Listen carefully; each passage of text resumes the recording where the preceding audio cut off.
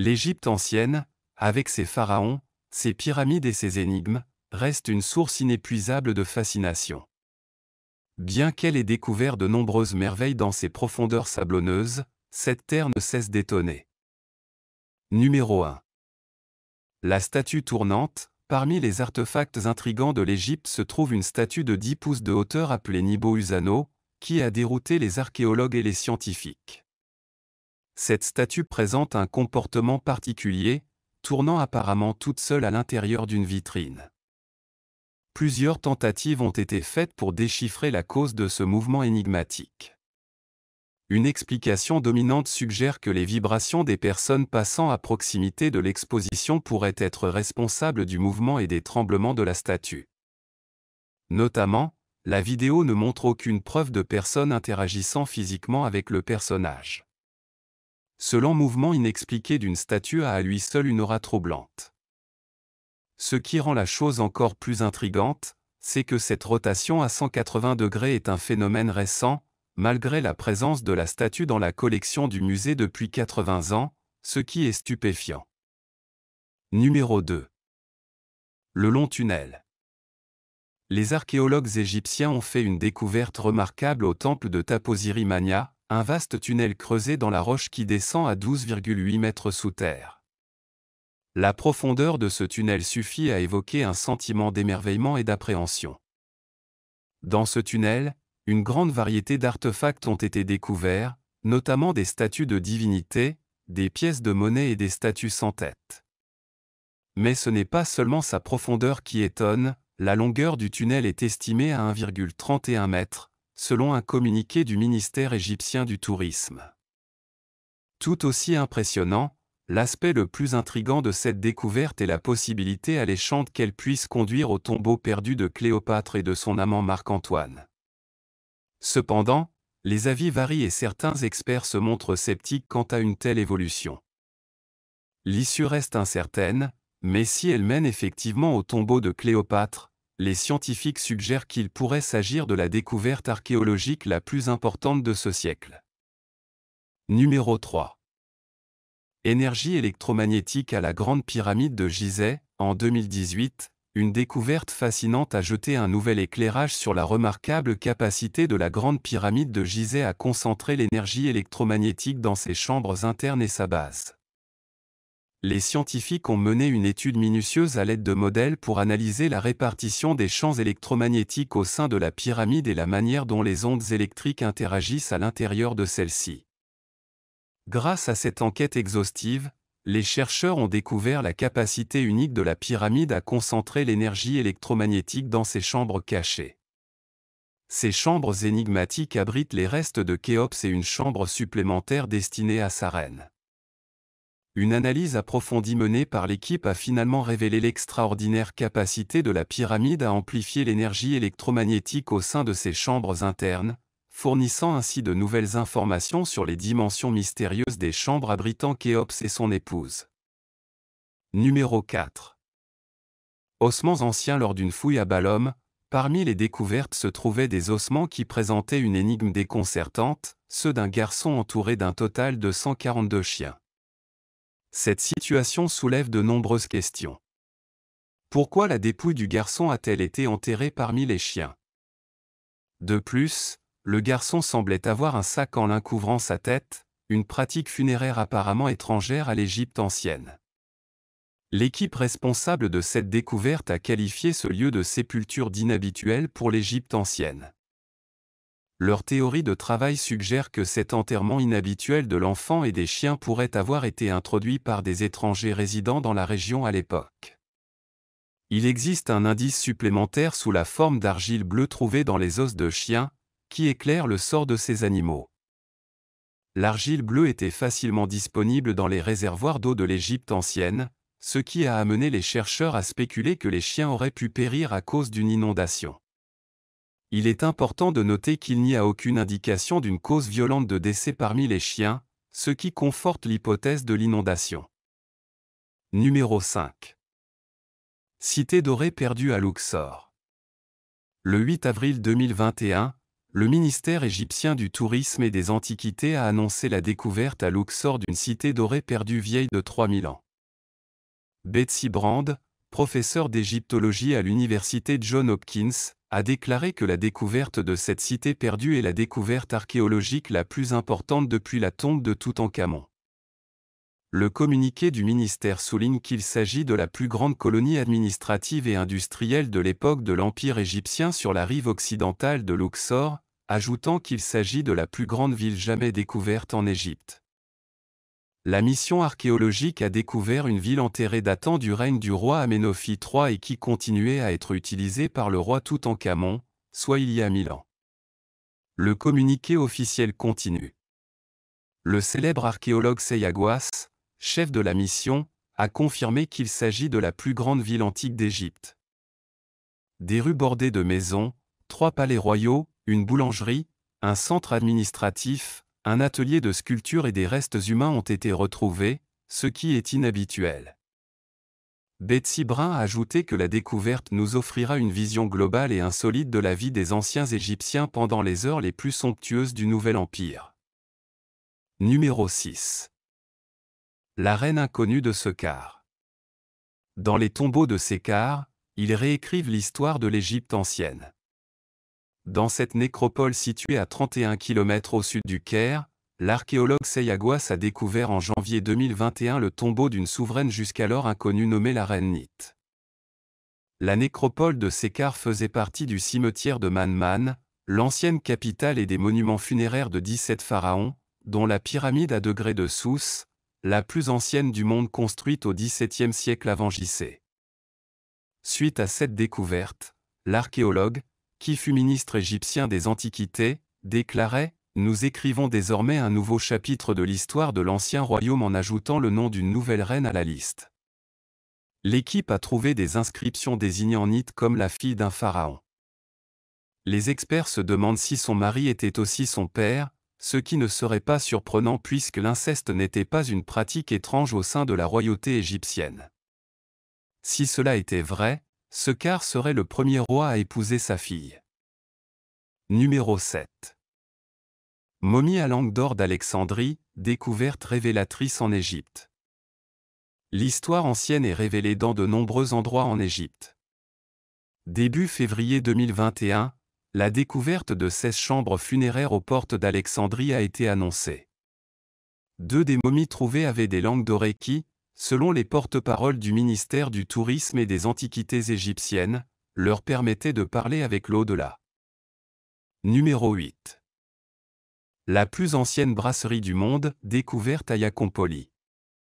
En février 2021, les ruines de la plus ancienne brasserie du monde ont été découvertes à Yacompoli, en Égypte. L'usine avait environ 5000 ans et on estime qu'elle aurait produit plus de 22 000 litres de bière. L'archéologue Marodo suggère que la bière aurait pu être utilisée dans les rituels funéraires des premiers rois égyptiens, sur la base d'offrandes de bière trouvées dans des tombes royales précédentes. Numéro 9.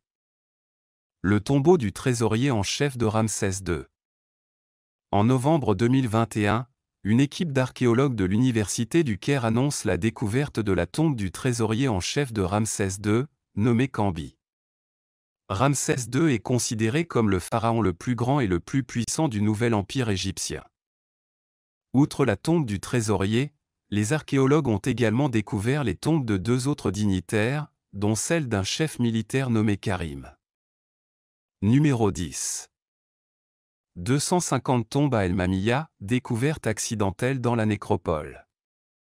En mai 2021, une découverte fortuite de 250 tombes taillées dans la roche a été faite à la nécropole d'El Mamilla, près de la ville de Sohag. Ces tombes s'étendent sur plus de 2 millénaires, à partir de 2200 avant J.C. jusqu'en l'an 30 avenue. On pense que les personnes enterrées étaient des fonctionnaires et des dirigeants de l'administration de la ville qui ont joué un rôle important à l'époque ptolémaïque et sous le contrôle romain en Égypte. Numéro 11. Tombe de Ka dans le cimetière du Vieux Sekar.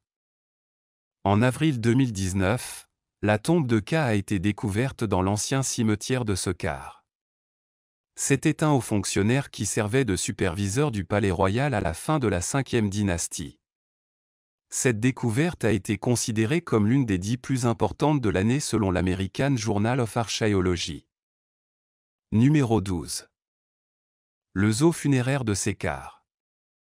En novembre 2019, une collection de 75 statues de chats et 25 momies de chats ont été découvertes au cimetière animalier de Sécar, en Égypte.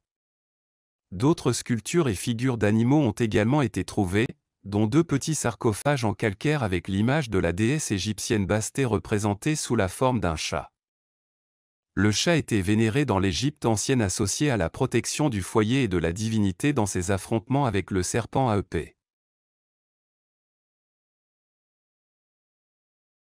Le monde a été témoin de découvertes étranges et inquiétantes qui défient toute explication.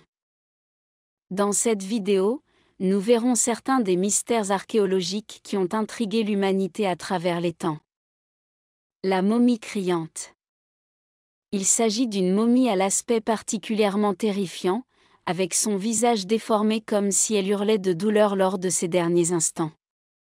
Un autre détail qui a retenu l'attention est qu'il apparaissait enveloppé dans de la peau de mouton, considérée comme impure par les anciens Égyptiens. On a également découvert que les mains et les pieds avaient été attachés pour une raison inconnue.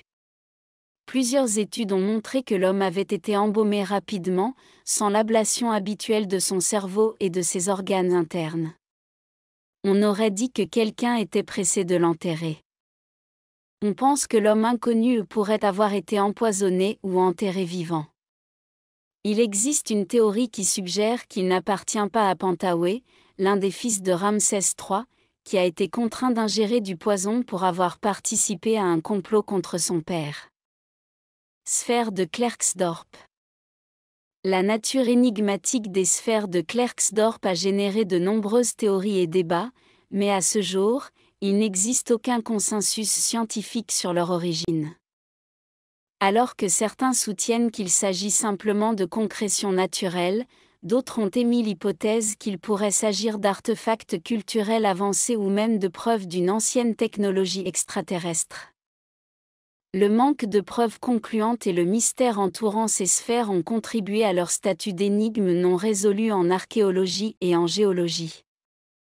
La découverte des sphères de Klerksdorp souligne l'importance d'aborder avec prudence les interprétations des découvertes archéologiques et géologiques.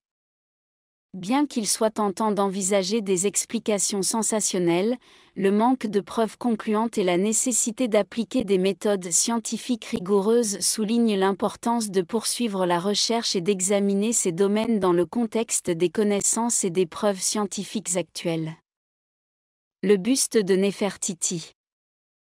Le buste de Néfertiti, magnifique œuvre sculptée dans la pierre calcaire et recouverte de stucs peints, immortalise Néfertiti, la grande épouse royale du pharaon égyptien Akhénaton. Découvert par l'archéologue allemand Ludwig Borchardt en Égypte, ce buste date d'environ 1345 avenue et est attribué au sculpteur Thoutmôsi. Cependant, son acquisition suscite une controverse, car Borchardt pourrait s'être livré à une fraude intentionnelle en trompant les responsables égyptiens sur la véritable nature du buste. L'exposition du buste de Néfertiti à Berlin depuis 1923 fait l'objet de débats et de demandes de rapatriement par l'Égypte. Un document récemment découvert révèle que Borchardt a induit les autorités égyptiennes en erreur sur la qualité du buste et a fourni des informations trompeuses. Cette révélation a intensifié le conflit sur la propriété du buste de Néfertiti, et le Conseil suprême des Antiquités égyptiennes a demandé sa restitution ou, du moins, son rapatriement temporaire. La controverse soulève des considérations éthiques sur le rapatriement du patrimoine culturel et souligne l'importance de régler les différends sur la possession d'objets historiques. La demande de l'Égypte s'inscrit dans un débat mondial sur la restitution des objets culturels saisis à l'époque coloniale ou lors de fouilles archéologiques, et le refus de l'Allemagne de restituer le buste met en évidence la complexité de ces questions. Grotte de Lascaux.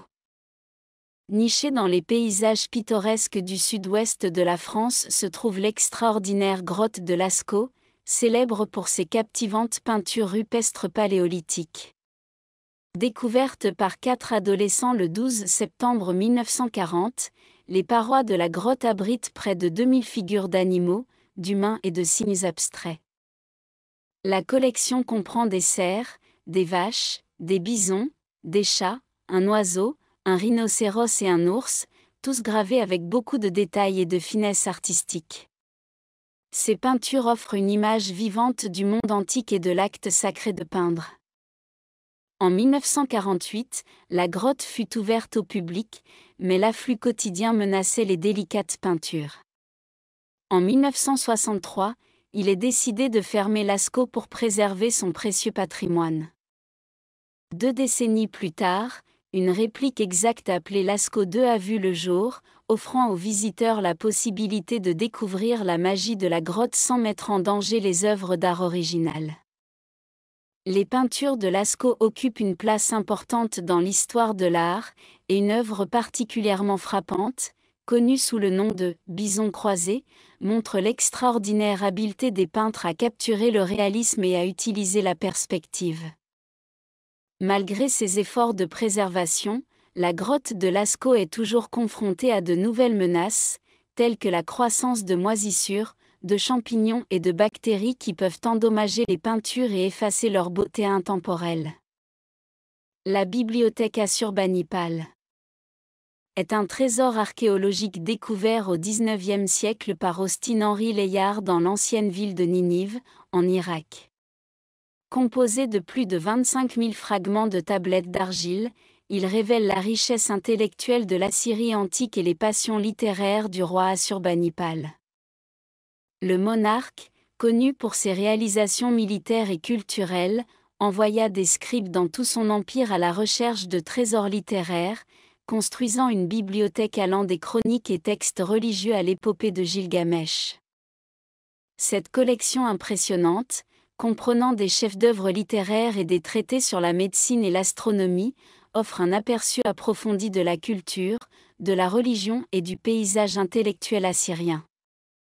En 612 avant J.C., lors du siège de Ninive, le palais qui abritait la bibliothèque fut incendié.